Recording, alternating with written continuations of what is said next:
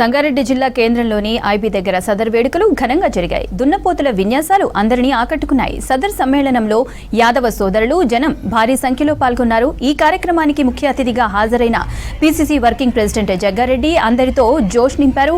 పాటలు పాడి అక్కడున్న జనంతో కలిసి డీజే పాటలకు తీన్మార్ స్టెప్పులు వేశారు. దున్నపోతులపై స్వారీ చేసి అందరినీ అలరించారు జగ్గారెడ్డి.